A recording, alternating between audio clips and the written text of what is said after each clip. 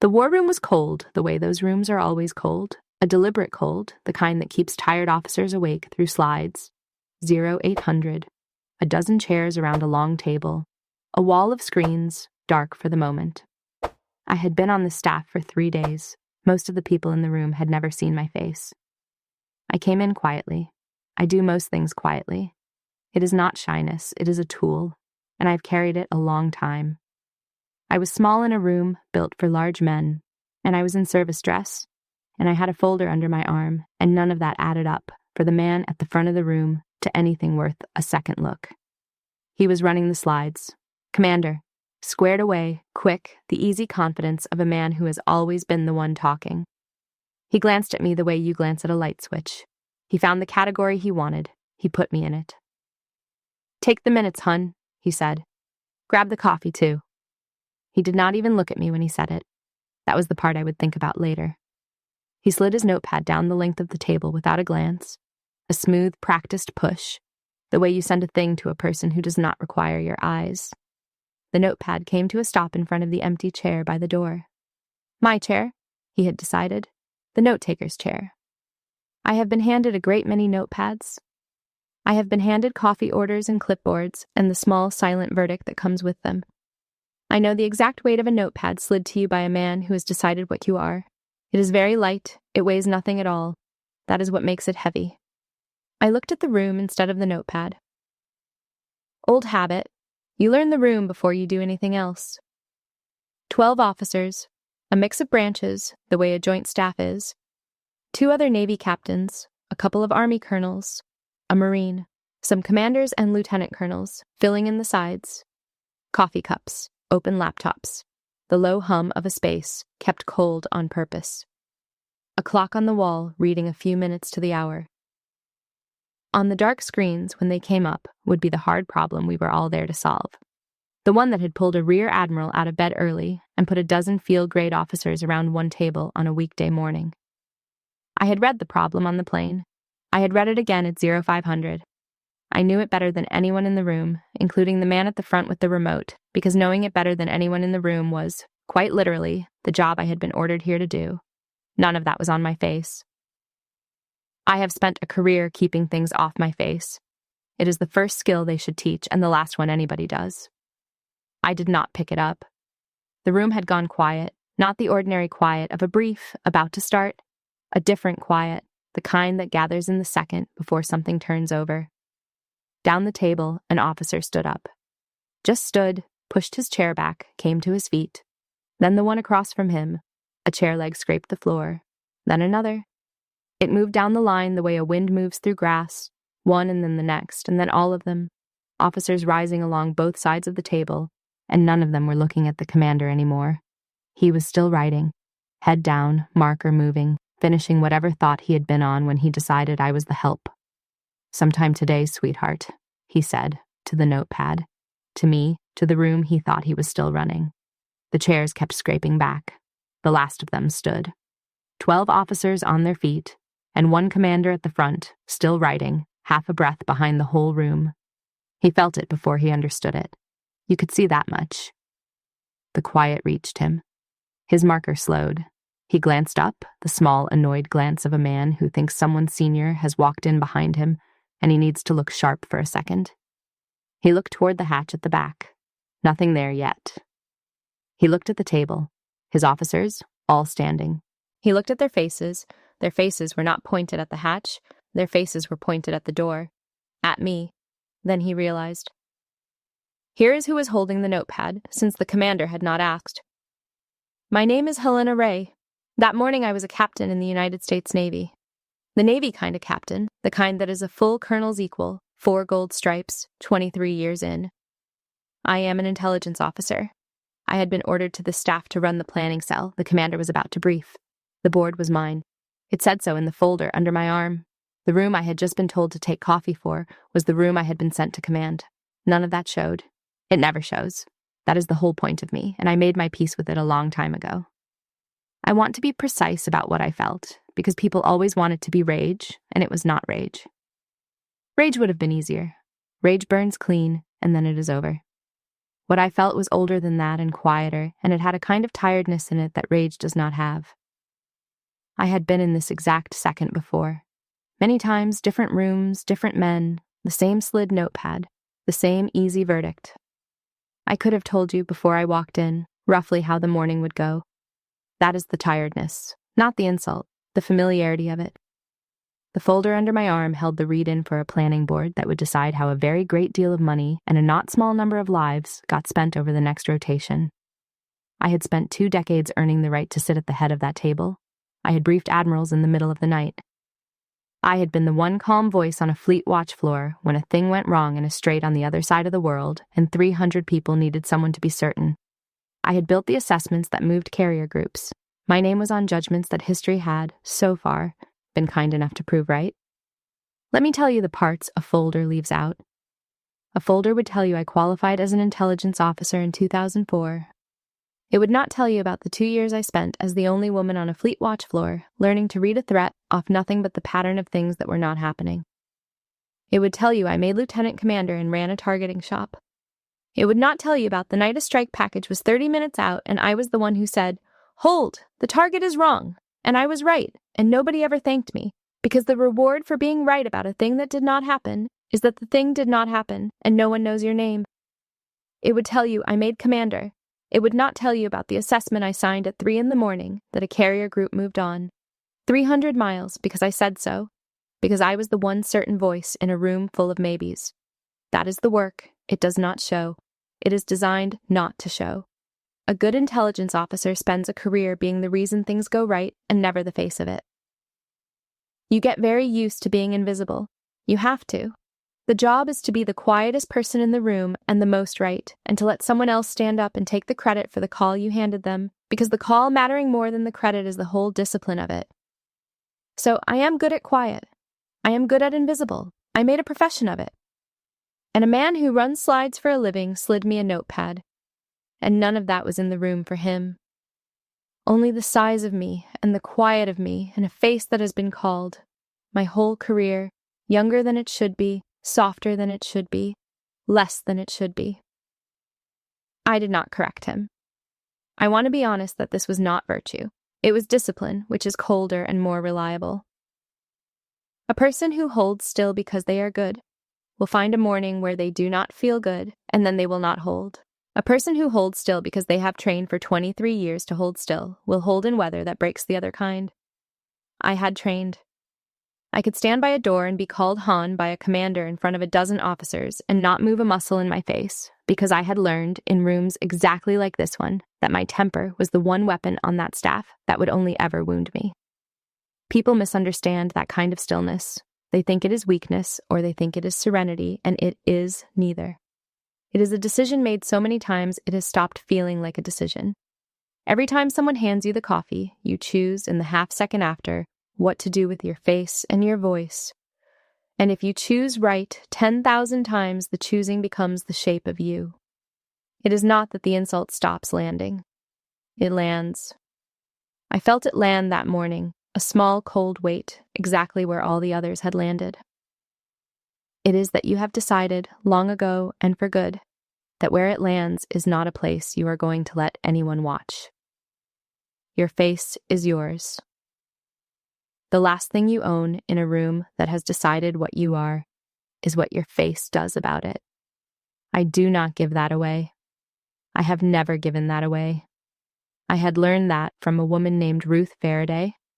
I had learned it a very long time ago. And the commander sliding me his notepad was about to become, without ever knowing it, the final line of a lesson that started before he made lieutenant.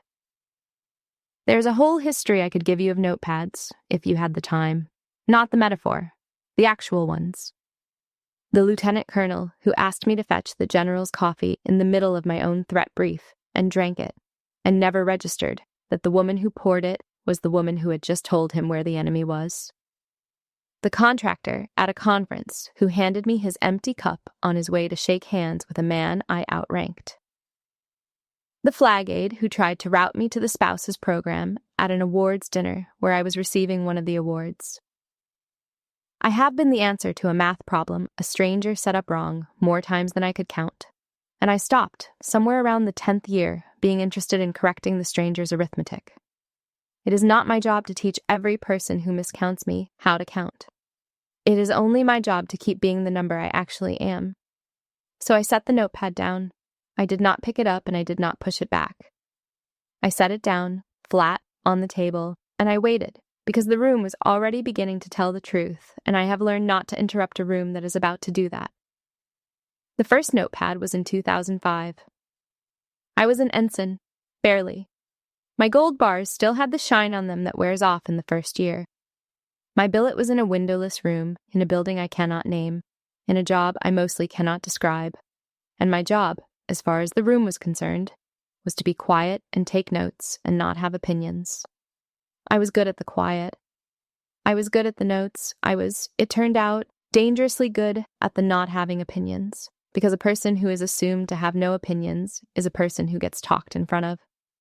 And I heard everything. But at 24, you do not yet know that being invisible is a kind of power. At 24, it is only a kind of wound. I sat in the back of briefing after briefing and took minutes for men who did not learn my name for a year, who asked me for coffee in the middle of my own analysis, who slid me the pad and the pen and the small silent verdict, and I went home, most nights folded very tightly around a feeling I did not have a name for and could not have said out loud without it sounding like a complaint. Ruth Faraday was a captain then, one of a very small number of senior women in that building. She did not coddle me, which I have been grateful for ever since.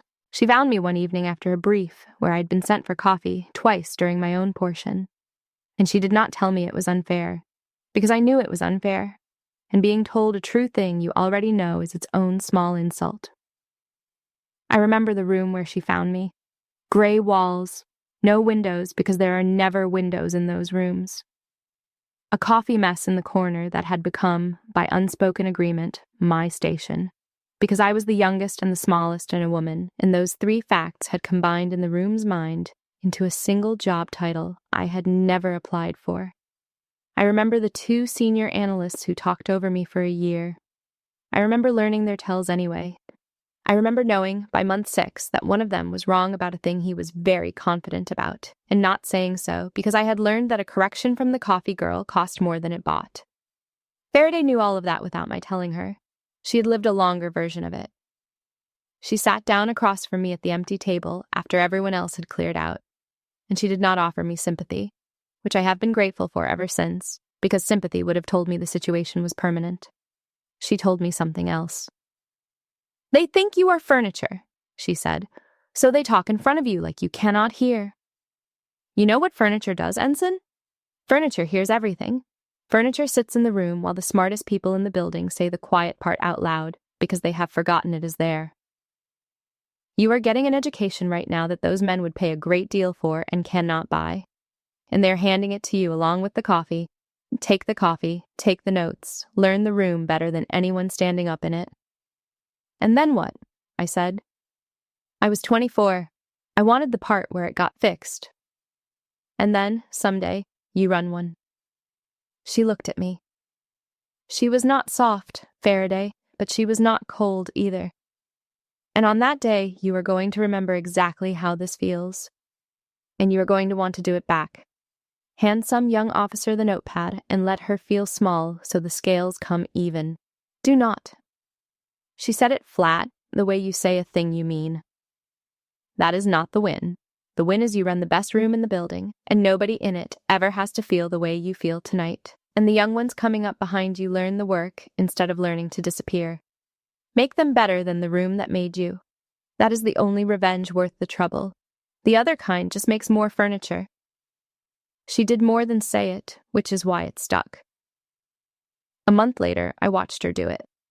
There was a brief, a big one, a lot of brass in the room, and a young petty officer at the back was running the classified system when it froze, the way those systems do at the worst possible moment. A colonel started in on him, loud, the kind of public dressing down that is really a performance for the senior man in the room. And Faraday, who outranked the colonel, cut across it. Not loud, just flat and final.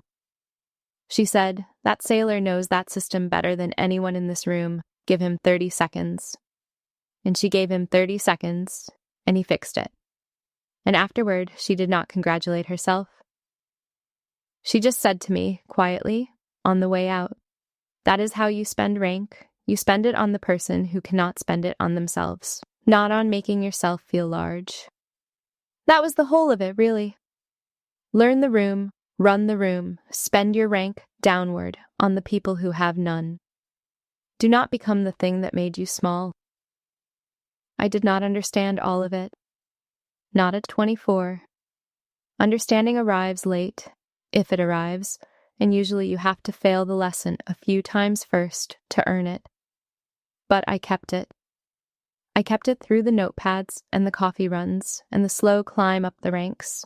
I kept it after Faraday retired and after the illness took her in 2020, 3 years before I made captain, so that she never saw me pin the eagles she had, in her flat, unsoftened way, helped put on my collar. I kept her voice. And on a cold morning in a war room, with a commander sliding me his notepad, I heard that voice as clearly as if she were standing at my shoulder. Do not do it back. Run the best room in the building. I was about to get the chance. The thing that turned the room was not me. I want that on the record. I did not clear my throat or produce my identification or say a single word. The room turned itself, and it turned because of a Master Chief. Command Master Chief Hatcher came through the hatch at the back, a step ahead of the flag officer, the way a good senior enlisted always arrives a step ahead, sweeping the space before the boss is in it. He was a big man, gray at the temples, 30 years in his walk. He took in the room in one pass. He saw a commander at the front. He saw a table of officers. He saw a small woman standing by the door with a notepad flat on the table in front of her and a folder under her arm. And he read the folder, and he read the eagles on my collar, and he read the whole situation in about the time it takes to blink, the way Master Chiefs do. "Attention on deck," he said. He did not shout it. He did not need to. 2 words in the flat, carrying voice of a man who has said them 10,000 times, and the room came to its feet as one, the last few chairs scraping back, everyone rigid and facing forward. Rear Admiral Warren Ellison came through the hatch. 2 stars, the convening authority for the board, the reason the room existed that morning. He was not a large man either, which I have always thought is its own quiet argument, and he crossed the room without hurrying, and he did not go to the commander at the front. I have thought a great deal about why it was Hatcher and not me, why I let a Master Chief I had met once turn the room instead of turning it myself. I could have. I had my identification. I had the folder. I could have said, at any point in that 90 seconds, "Commander, I am Captain Ray. This is my board," and it would have ended the same way. But I have learned something about reveals over 23 years, and it is this. A thing you announce about yourself is always weaker than a thing the room discovers. If I had told them who I was, some of them would have believed me, and some would have privately filed it under defensive, and the commander would have had somewhere to put his embarrassment, which is to say he could have decided I was touchy. Let the room find out on its own, and there is nowhere to put it. The facts arrive from a direction you did not control. That is why Faraday told me to learn the room instead of correcting it. The room, given time, tells the truth better than you ever could about yourself. So I let Hatcher do his job, and he did it. He came to me. "Captain Ray," he said. He put out his hand. "Glad you're here. I have read your last 3 assessments twice. The board is yours." He glanced once at the head of the table, the chair, my chair. "Whenever you are ready." I shook his hand. "Thank you, sir." That was all. That was the entire reveal, if you want to call it that. No salute snapped across a room for my benefit. No citation read aloud. No radio crackling stand down. Just a flag officer crossing a room to the person he had come to see and calling her by her name and her billet in front of everyone who had, 90 seconds earlier, watched a commander send her for coffee. I have thought about how long the next moment lasted. In real time, it was perhaps 3 seconds, but it was one of those moments that runs on a slower clock, and inside it I could see everything. I could see the officers along the table, on their feet, their faces rearranging as fast as they could manage. I could see Hatcher, expressionless, having done his job and standing easy in the doing of it. I could see Ford Naylor, a captain I had known from a fleet staff years back, at the far end of the table. And Naylor was not surprised. Naylor was almost smiling, because Naylor knew. And I could see the commander. Vasquez, his name was, though I did not know it yet. He was standing at the front with the slide remote in one hand, and he was still, for one more half-second, half a breath behind the room. His mouth was already partway into whatever he had been about to say to hurry the coffee along. And I watched the sentence die in his throat. I watched the notepad, still sitting where he had slid it, become the loudest object in the room. I watched him do the arithmetic. Coffee, Honder's sweetheart, take the minutes, the small, quiet woman by the door, the two-star crossing the room to shake her hand, the eagles on her collar, the word the Admiral had used, which was captain, which was not a word you used for the help. I have watched a great many faces take in a fact they were not ready for. In wardrooms, on watch floors. Once across a table from a colonel, I had to tell that the intelligence he had staked a plan on was wrong. There is a particular stillness that comes first, before the fear, the stillness of a mind that has hit a fact it cannot fit into the story it built, and has to choose, very fast, between the story and the fact. I watched that stillness arrive on the commander. The color went out of his face. Not all at once. The way frost leaves a window when the sun finds it. Completely. I walked to the head of the table. I took the chair. Everyone was still standing. Then he realized the rest of it. That the room he had been running was mine. That the note-taker he had summoned was the board president. That he had, in front of a rear admiral and every officer on the staff, handed his commanding officer for the morning a notepad and told her to fetch coffee. Then he realized. I have watched a lot of men in the second after they understand a mistake, and there is a fork in it, always. And which way they go tells you most of what you need to know about them. Some of them get loud, they cover, they make a joke, they blame the light, they explain that they had been told the CO was a man, they reach for anything that puts the error somewhere other than in their own easy assumption. Some of them go cold and formal and start performing correctness at you, which is its own kind of hiding. Vasquez did not do either, not yet. He just stood there and took it, to his credit. I will give him that, and I mean it.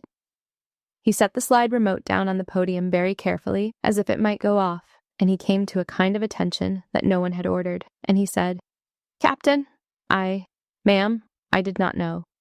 I know you didn't, I said, which was true and was not absolution, and I let it be both. Rear Admiral Ellison was still standing near me, and Ellison was not in a forgiving mood. I could feel it coming off him. He was a man who had spent 30 years watching good officers get talked over in rooms like this one, and he had a low tolerance for it, and he leaned in toward me, not quite low enough that the front row could not catch it, which I think was on purpose. I knew Ellison a little by reputation and by 2 prior encounters, and the reputation was that he protected his people and had no patience for the small daily contempt that good officers get buried under. He had come up in a navy that did not make room for him fast either, for reasons of his own, and men who have been made to wait for rooms they earned tend to go one of 2 ways about it. Some of them pull the ladder up behind them. Some of them stand at the bottom and hold it. Ellison held it. That was the reputation, and in the war room that morning it was accurate, and it was, for one commander, very dangerous. Say the word, he said, and he briefs from the cheap seats for the rest of the rotation. You're bored, Captain, your call. This was the moment. I need you to see it, because everything the morning was actually about happens here, and it does not look like anything. There is no salute. There is no citation. There is only a small woman at the head of a table, a 2-star offering her a man's rotation on a plate, a room full of officers waiting, and a commander at a podium, braced for the axe he is certain is coming. Every person in that room expected me to take the offer. Understand that. Ellison expected it and had the axe in his hand for me. Naylor expected it, and I think even Naylor, who liked me, would not have blamed me for it. And Vasquez expected it, most of all. He had arranged his whole body into the shape of a man waiting to be relieved in front of the staff. And it was a shape I recognized because I had seen it once before, in a mirror, at 24, on a young ensign who had just been sent for coffee twice during her own analysis. I could have ended his rotation with one word. That is what rank actually is, the part they do not put on the posters. One word, and Ellison would have made it happen, and Vasquez would have spent the rest of the rotation as the commander who called the board, President Hahn, and every brief he ever gave, after that, he would have given afraid. I could have made him small. It would have felt, for about a day, like the scales coming even. And I want to be honest because the officers who claim they feel no pull toward it are lying or asleep. 23 years of slid notepads had built a small, hard stone in me, and the stone would have loved to be thrown.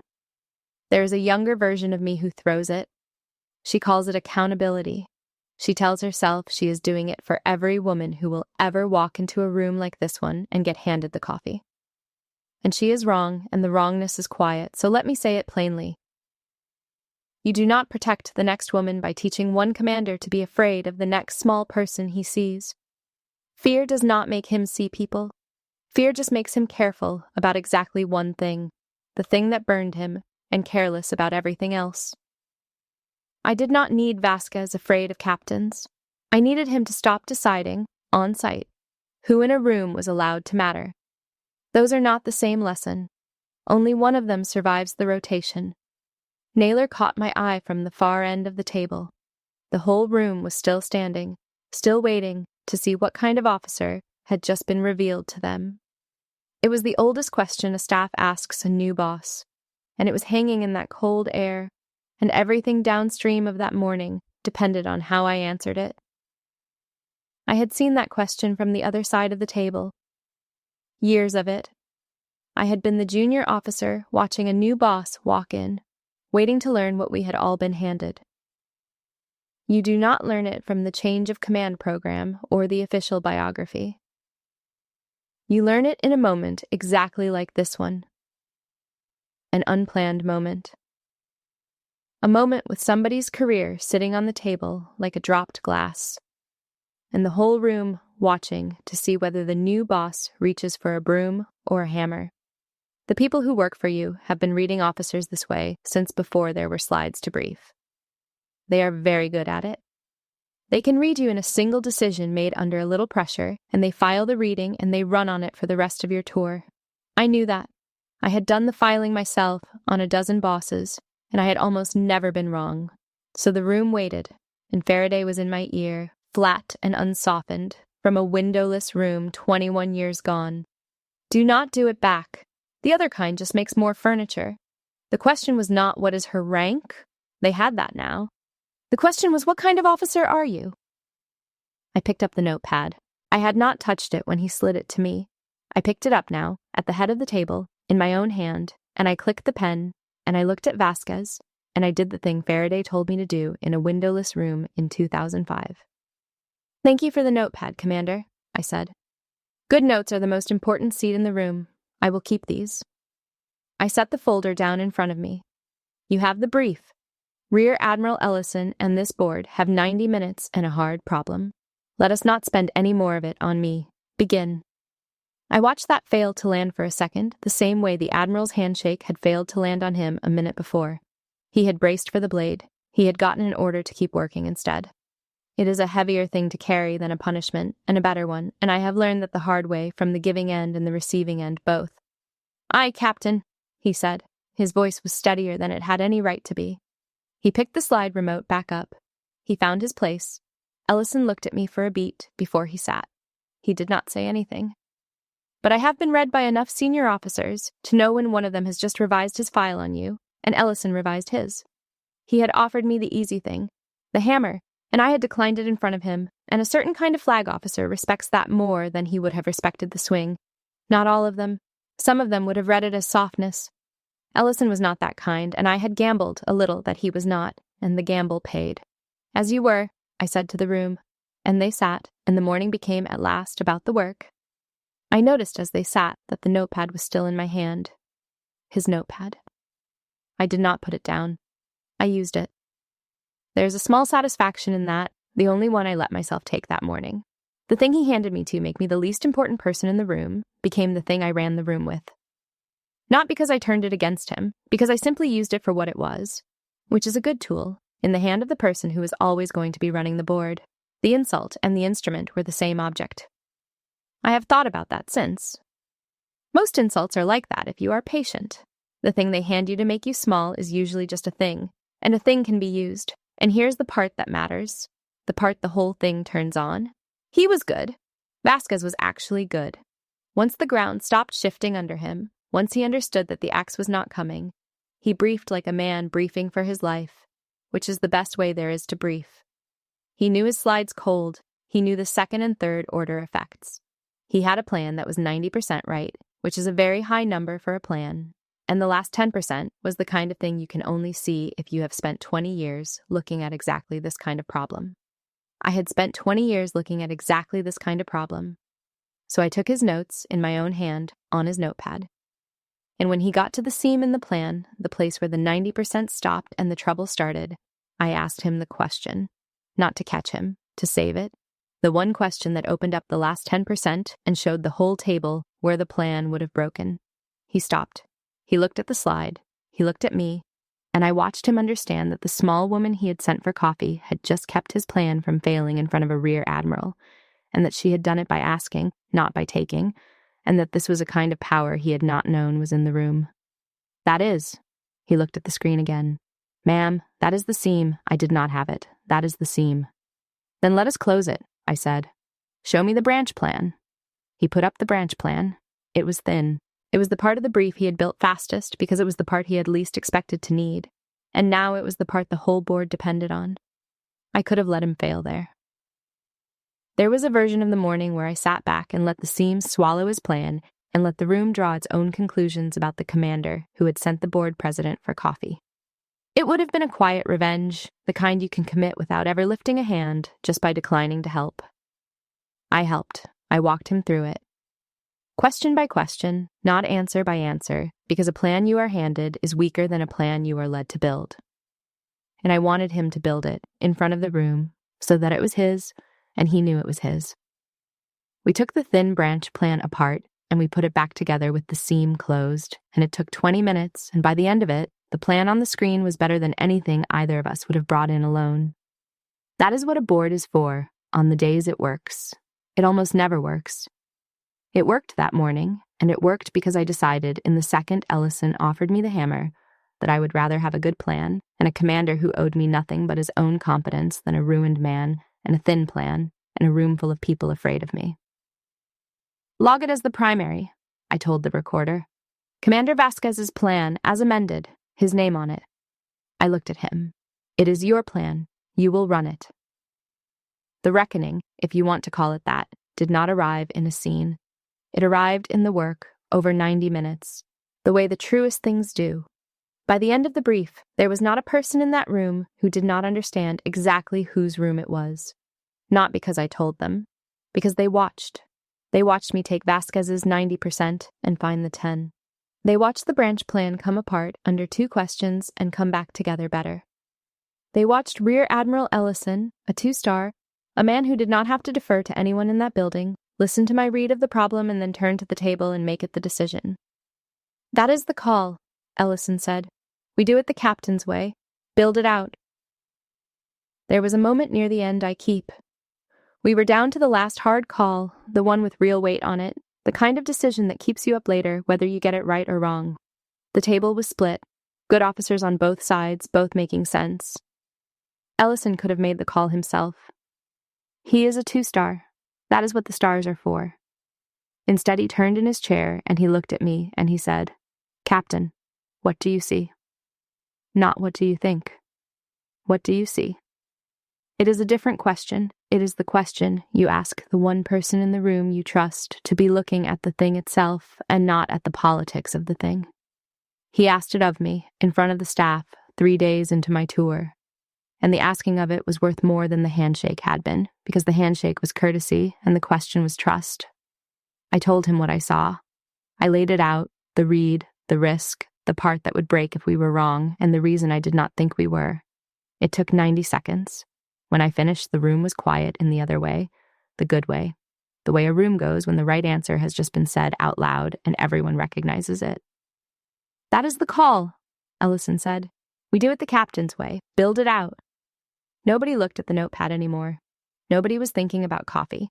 The room had reorganized itself around the only thing a good staff ever finally organizes around, which is judgment, whose judgment is trustworthy when the problem is hard and the hour is bad. They had walked in with a verdict about me that a commander handed them in one careless sentence. They walked out with a different one, and I had not argued them out of the first. I had just done the work in front of them until the work did the arguing. That is the only kind of reckoning I have ever trusted. the kind that does not need a raised voice, the kind that does not step on anyone to be felt. There is a version of that morning where I make Vasquez the example, where I let Ellison send him to the cheap seats, where the story the staff tells afterward is about the commander who got destroyed at the board. And it would have been a smaller story. It would have made me smaller to have wanted it. I have watched officers spend a whole career mistaking cruelty for authority. They are not the same. Cruelty is what authority reaches for when it does not trust itself. I have been underestimated too many times to need to make someone else feel it to know my own size. There was a time I did not know that. In my first tour as a commander, I had a junior officer who reminded me of exactly the men who had talked over me, glib and quick and sure. And I rode him hard, harder than the work required. And I told myself it was standards. It was not standards.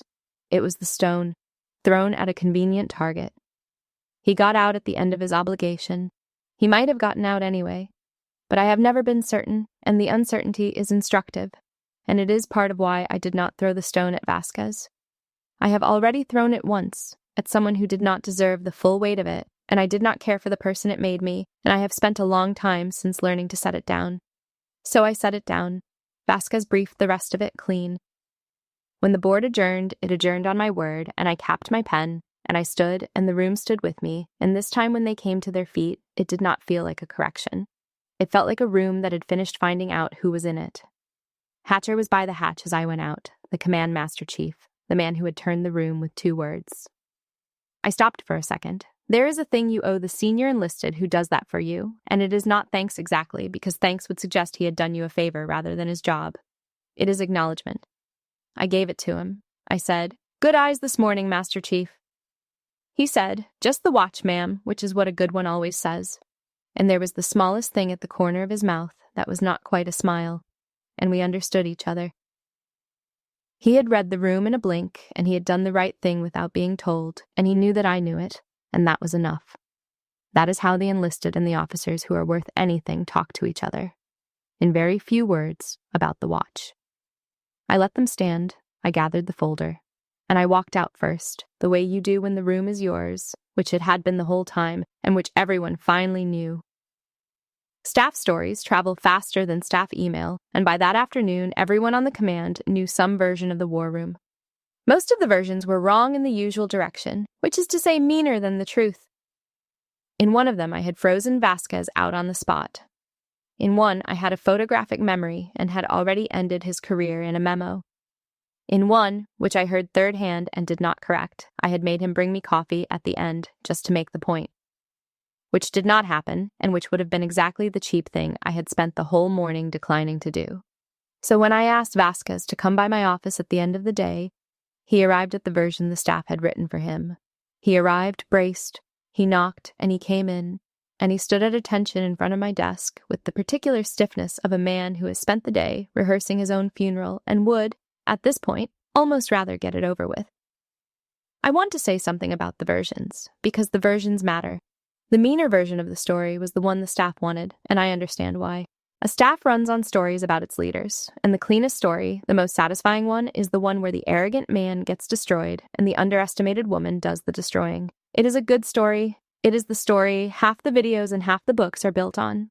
It is also, I have come to believe, a small lie, because it teaches you that the point of being underestimated is the moment you get to make someone pay for it, and that is not the point. That has never been the point. The point is the work and the people coming up behind you, and the point is quieter and harder, and does not make as good a story, which is exactly why it is worth telling. I could feel the staff wanting me to be the meaner version. I declined. Not because I am gentle. Because I have watched the meaner version up close, and I know what it builds, which is a command full of people performing respect out of fear. And fear is a terrible fuel. It burns fast and it burns dirty, and it leaves you blind exactly when you need to see. I let him stand for a second, then I said, "Sit down, Commander, at ease. I am not going to spend the next 5 minutes making you feel small because you already feel small, and a man who already feels small does not learn anything. He just waits for the feeling to stop. So I am going to tell you the thing a captain told me a long time ago, and then we are going to be done with this morning, all right?" "Aye, ma'am," he said, and he sat on the edge of the chair, not convinced it was really being offered. You are a good briefer, I said. That is not flattery. Your plan was 90% right, and 90% is a very high number, and I want you briefing my boards. So hear the rest of this as a thing I am telling you because I intend to keep you, not because I am done with you. I leaned forward. You did not hand that notepad to your enemy this morning. You handed it to the least important person you saw in the room. That was the mistake. Not the words, the math. You walked into a room and you sorted everyone in it into important and not on site in about 1 second, off nothing but how they looked and how much space they took up. And then you ran your morning off the sort instead of off the facts. You happened to be catastrophically wrong about one of them today. But you would have been wrong in smaller ways about half the room, and the smaller wrongs are the ones that will actually cost you, because no admiral walks in to correct those. He took it better than most men would have. He did not argue and he did not grovel, both of which are ways of making the conversation about your feelings instead of about the lesson. He listened. I watched him actually listen, which is rarer than it should be in a room where one person outranks the other, because rank makes listening hard. It turns every correction into a verdict, and every verdict into something to survive rather than something to use. I keep coming back to the coffee, he said finally. Not the minutes, the coffee. I did not even need coffee. There's a whole urn in the back. It was a thing to say to a person I had decided did not matter, and I said it without thinking, and that is the part that is bothering me, that I did not think. That is the right part to be bothered by, I said. Keep being bothered by it. Not forever.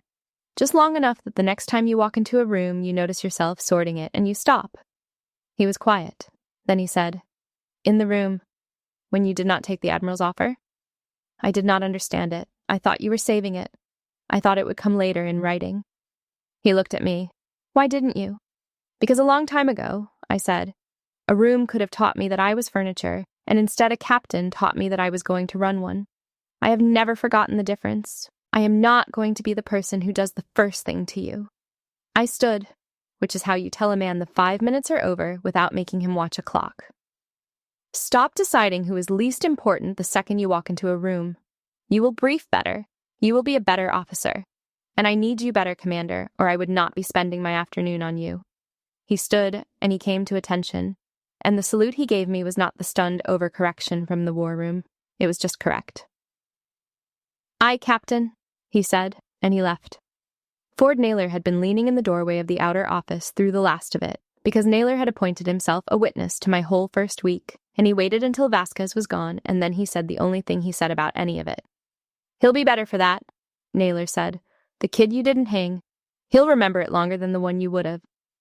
You would know, I said.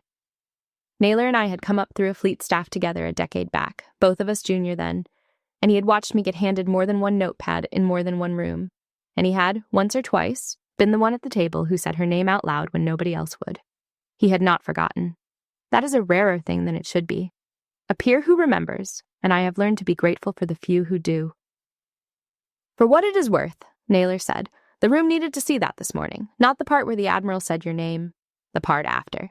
They needed to see you not swing it. Half of them have swung it at some point, at someone who did not deserve the full weight, and they know it, and they watched you decline to, and it will stick. He shrugged. Anyway, welcome to the staff. You picked a hard week to arrive. It was close enough to Faraday that I had to look away for a second. I did not tell Naylor that. I just heard it, and it landed where those things land. I want to be honest about the cost, because a story like this one can lie by leaving things out. And the thing it would leave out is the tiredness. That night I stayed late, the way you do in the first week of a new job, when the building finally empties and goes quiet, and yours. I sat behind the desk, my desk now, and I took my wallet out of my bag, and I slid a worn index card out from behind the identification. A card that has ridden behind my identification in 4 different wallets across 16 years. Soft at the corners, the ink gone gray. It was Ruth Faraday's handwriting. She had written it on the back of a meeting agenda one afternoon and handed it to me without ceremony, and I had kept it the way you keep the few things that turn out to be load-bearing. It said, in her flat hand, "Furniture here's everything. Run the best room, make them better than the room that made you." I have carried that card through 4 wallets. I want you to sit with that for a second, because I have. 16 years, 4 wallets. The card has outlasted 2 of my sea bags in a marriage and every duty station I have had since I was a commander. When a wallet wears out, I move the card first, before the identification, before anything. The way you move the one photograph you would run back into a burning house for. I have never once been tempted to throw it away, not on the worst nights, and there have been worse nights. Nights the ledger felt heavier than the work. Nights I wondered whether being the quiet right one for a whole career had cost me more than it was worth. On those nights, the card is the argument against giving up. It is a dead woman's handwriting telling me the point was never the credit. The point was the room and the ones behind me, and whether I made them better than the room that made me. Here is the ache, and I have stopped pretending it is not there. It is 2026. I am a captain. I have commanded the confidence of admirals. And this morning a commander still slid me a notepad and told me to fetch coffee because I am small and quiet, and my face is always read as less than I am, and none of the 23 years showed. They never show. I could make flags someday and walk into a room and have someone hand me their bag. The arithmetic of being underestimated does not stop just because you climb. It only gets more absurd. And the woman who taught me what to do with it is not here. Ruth Faraday died in 2020, 3 years before I made captain, and she never saw me run a board. And she will never know that the thing she said in a windowless room to a furious ensign went on working for 21 years and closed a circle at a table she never sat at, on a staff she never served on, over a commander she never met. I did the thing right finally, the way she told me to. And the one person who could have told me I did it right is exactly the person who is not here to say so. Being right is not the same as being whole. I have made captain, and I have run the best room in the building, more or less, the way she told me to. And there is still a soft gray index card in my wallet, because the only recognition I ever actually wanted was hers, and it is the one recognition that is no longer available to me. That is the arithmetic that does not come out even. That is the sum no room full of standing officers will ever quite settle. I think about what she would have made of the morning. She would not have made a speech of it. She would have listened to the whole thing with that flat patience of hers. And at the end, she would have grunted, and she would have said something like, "Well, you finally listened." Or she would have said nothing at all and just tapped the table once, twice, with 2 fingers, which was the highest praise she had, and which she spent maybe 4 times in the years I knew her. I would have given a great deal to earn the 2 taps for this one. I will not get to. That is the shape of it. You do the thing right finally, 21 years after the lesson, and the one person who could tell you that you did is exactly the person who is not there to say so. And the rightness has to be its own report card, graded by no one, filed nowhere. There is a temptation, on the nights I take the card out, to be bitter about it, to add up the rooms and the notepads and the coffee cups and present the bill to a world that is not going to pay it. I try not to. Bitterness is just the stone again, thrown at the whole world instead of one man. And it wounds only the person holding it. Faraday would not have stood for bitterness. Learn the room, run the room, build a better one, and do not spend your one life keeping a ledger of every person who miscounted you. The ledger is heavy, and it never balances, and carrying it just bends you into the shape of the thing you hated. I read the card once. I always read it once. And then I put it back behind my identification, where I can reach it, because some things you keep where you can reach them. And I turned off the desk lamp, and I sat in the dark for a while. And then I went home. It is some weeks later now, as I tell you this, and the room runs differently, and I would like to say that is because of anything I did. But the truer thing is that it is because of what a lot of people decided to do with one cold morning. I run a lot of boards now.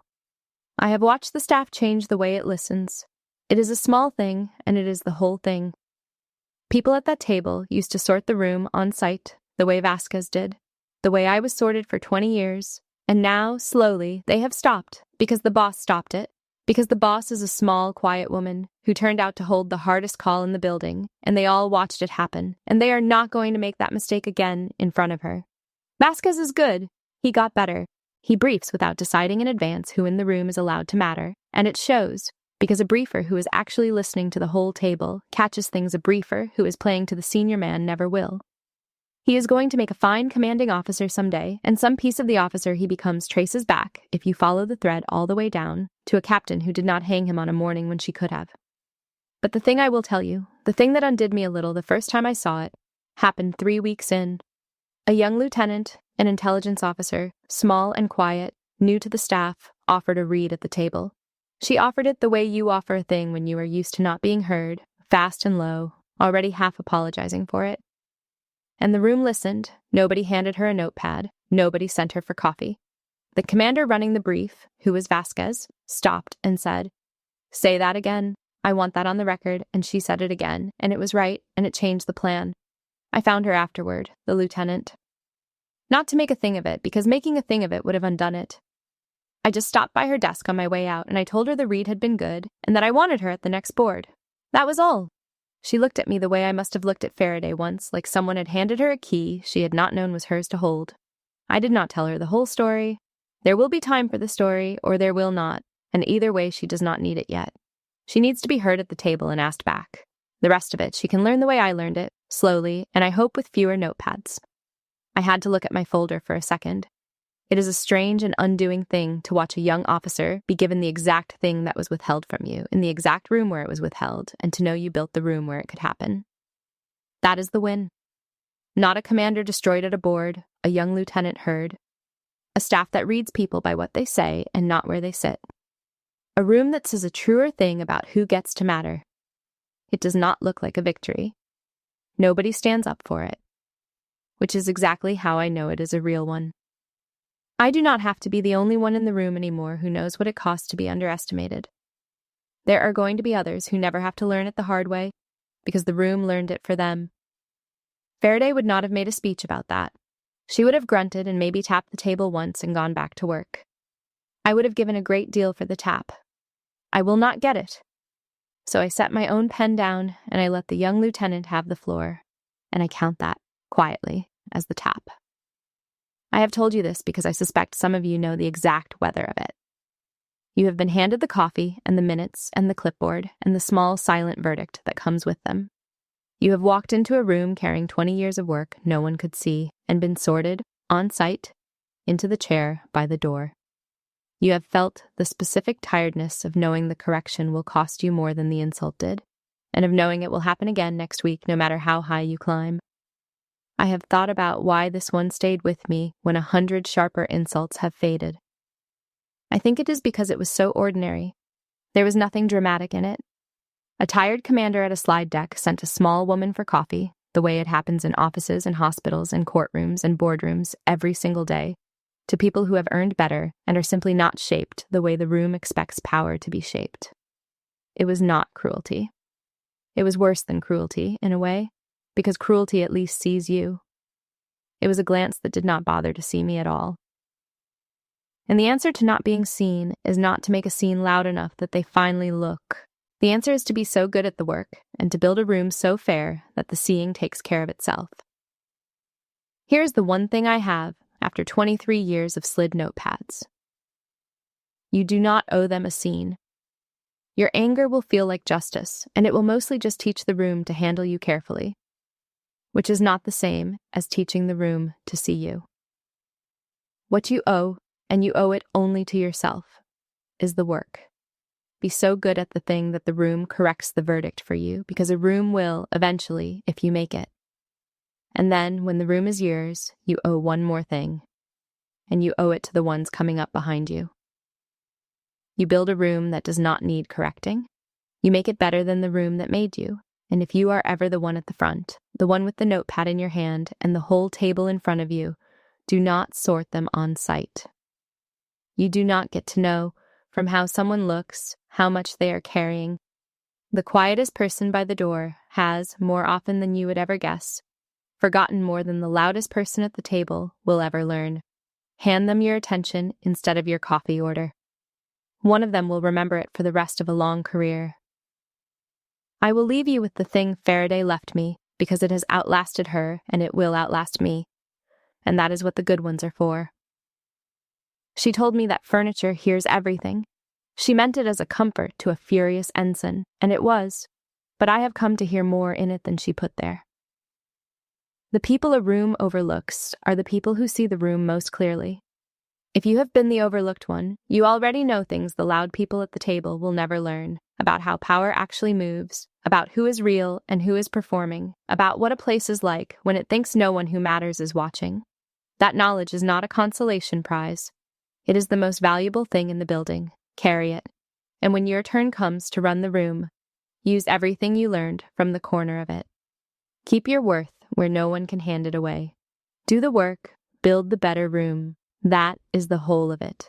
The end.